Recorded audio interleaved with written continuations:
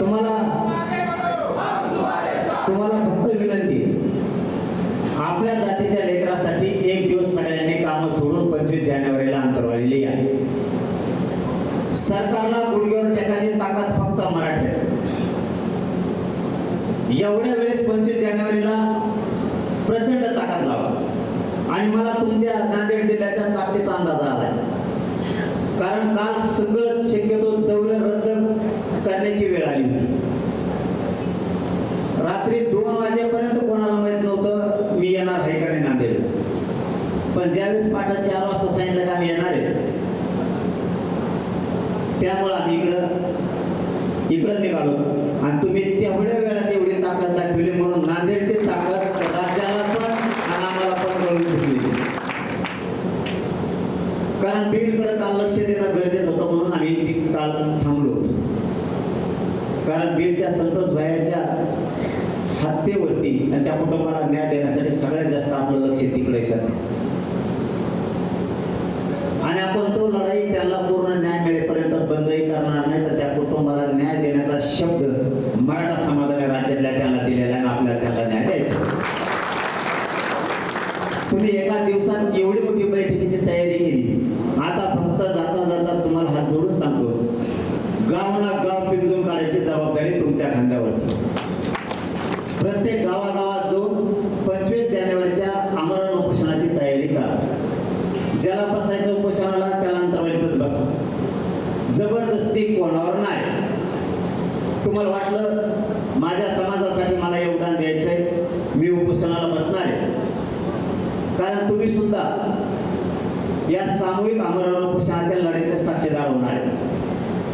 काही होत नाही. आपले पोरं काही म्हणतात मला भूक लागली, उपोषण सांगू नका, मग काही सांगा. आता दुसरं काय सांगू तुला.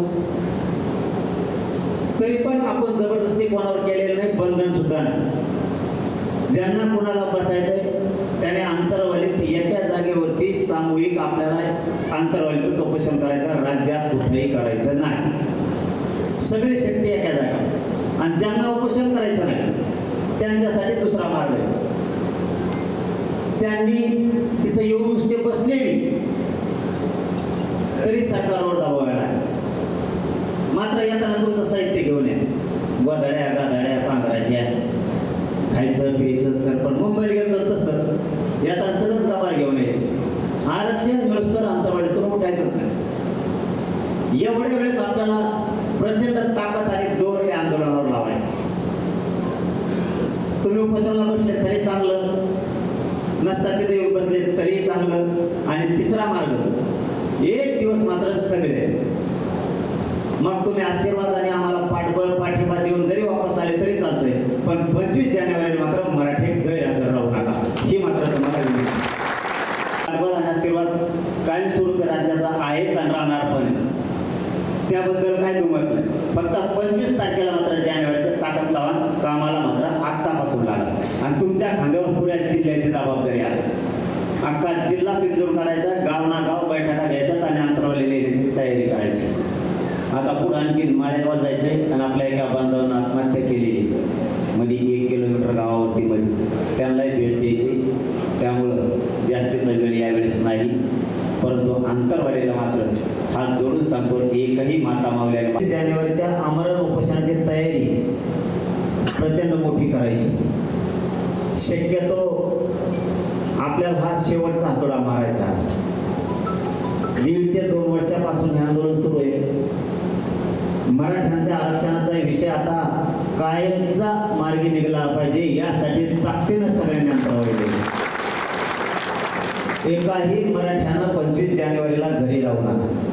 तुम्ही जर एक दिवस ताकद दिली ना, मग मी यांच्याकडे बघतो हे कसे आरक्षण देत नाही. फक्त एक दिवस नांदेड जिल्ह्यातल्या प्रत्येक माणसाने अंतरवाली द्या. सगळ्यांनी जोराची तयारी करा. अंतरवाली येतात ना, हातवर करून सांगा बरं. वा वा, मग यांचा कार्यक्रमच करतो मी सरकारचा.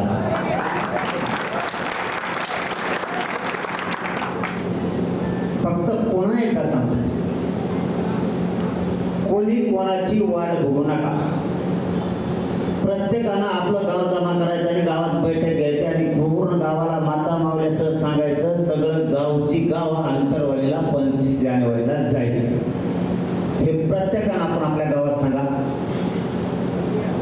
जे वाहन असेल ते वाहन घ्या. तुमच्या सोबत कोण येणार आहे त्याची सुद्धा वाट बघू नका. कोणी गाडी देणार आहे का याची पण वाट बघू नका. आपल्या गावातले जे सगळे वाहन असतील, मोटरसायकल, ट्रॅक्टर, टेम्पो, ट्रॅक्टर, टाल्या सगळं द्यायचे. कसलाच विचार आपण करायचा नाही. आपल्याच गावात वर्गणी करायची, आपल्याच गावातले वाहन आपल्याच गावातल्या वाहनांना भाडं द्यायचं आणि यायचं. कोणाला हात पसरायची गरज नाही. पुन्हा पुन्हा गाड्या द्यायच्या म्हणलं की दुकानदाराचं दुकान चालू होतं. त्या मोर्चातून सुद्धा पैसे काढायचं बघायचं. त्याच्यामुळे हे दुकानदार सगळे राज्यातले सध्या बंद झालेले. त्यामुळे जेवढे वाहन आहेत आपल्या गावात तेवढेच वाहनाचा पैसा गोळा करायचा आणि त्याला डिझेल टाकायचं आणि अंतरवाली द्यायची. आपण आपल्या मोटरसायकलला किक मारायचे आणि अंतरवाली निघायचं. कोणाचीही वाट बघायची नाही. कारण आरक्षण आता अंतिम टप्प्यात 2.25 कोटी मराठी आरक्षणात गेले आतापर्यंत. आता उगाच थोडा राहिला विषय. गॅजेट लागू करायचे आणि सगळ्या सोयीची अंमलबजावणी करायची. यासाठी सरकार जेरीस आणलं पाहिजे आपल्या लेकराच्या न्यायासाठी. समजून घ्या, रोज 5 गावांना मुलांतरवाली देतात. रोज कुणी आरक्षणाच्या जीवावर नोकरीला लागलं म्हणून सांगताय, कुणाचं ऍडमिशन झालं म्हणून सांगताय. ज्यांचे प्रमाणपत्र निघाले त्यांचे फीसमध्ये तरी फायदे झाले, नोकरीत तरी झाले. कुणाचे 10,000 वाचलेत, कुणाचे 2 लाख वाचलेत, कुणाचे 5 लाख वाचलेत ऍडमिशन मध्ये. नसता या आरक्षणामुळे आपले एवढे हाल चालले होते. आपला नोकरी लागलेला माणसाची बढती होत नाही. दुसरं आपल्याला नोकऱ्या मिळत नाही. तिसरं आपल्याला केंद्रीय कॉलेज मिळत नाही. चौथं की आपल्याला उच्च शिक्षणात सुद्धा फायदा नाही. आणि फीस भरण्याची ताकद आता गरीब मराठ्यात राहिलेली नाही. म्हणून आरक्षण हे अत्यंत गरजेचं आहे. तुम्हाला वेळोवेळी मी आरक्षणाचा विषय समजून सांगितलेला आहे.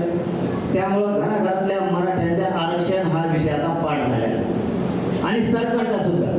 कारण पूर्वी पण तेच सरकार होतं, आता पण तेच आहे. फक्त पहिले ते कोलाकोली करीत होते. देवेंद्र फडणवीस साहेब पहिले ते म्हणायचे, एकनाथ शिंदे साहेब मुख्यमंत्री आहेत, मी त्यांना अडथळा आणत नाही असं म्हणायचे. पण काम होत नव्हतं. आता तुम्ही अडथळा आणत नाहीत ना, आता मुख्यमंत्रीच तुम्ही. आता आम्हाला ठेवायचा अडथळा कोण आहे? आता लढायला खरी मजा आहे. कारण मैदानात जसा तसा पैलवान लागत होता, मैदानात मजा येते.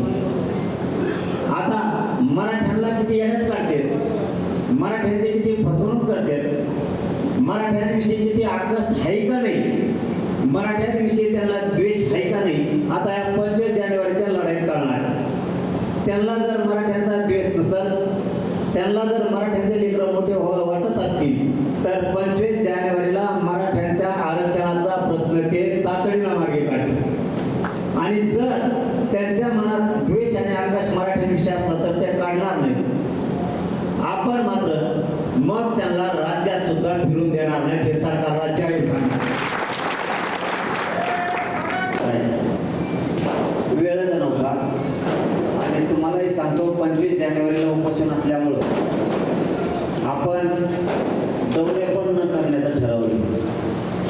कारण या 20 दिवस जर आराम केला तरी 25 जानेवारीचं उपोषण कठोर होणार आहे.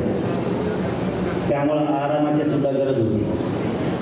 आणि जर दौरे केले तर खूप वेदना शरीराला पुन्हा होत्या. म्हणून यावेळेस या नांदेड जिल्ह्याची जबाबदारी ही सगळी तुमच्या खांद्यावरती आहे, सगळे मराठा सेवकांच्या खांद्यावरती. तुम्ही स्वतः आपण आपल्या गावात बैठका घ्यायच्यात आणि संपूर्ण गाव 25 जानेवारीला अंतरवाली यांचं निवेदन तुम्ही स्वतः करायचं. तुमच्याकडं कोणी येईल नाही येईल त्याची वाट बघू नका. आपल्याकडं आपल्या गावात, तालुक्यात, जिल्ह्यात कोणी येईल याची वाट बघू नका. आणि तालुक्याला, जिल्ह्याला बैठका पण घेऊ नका.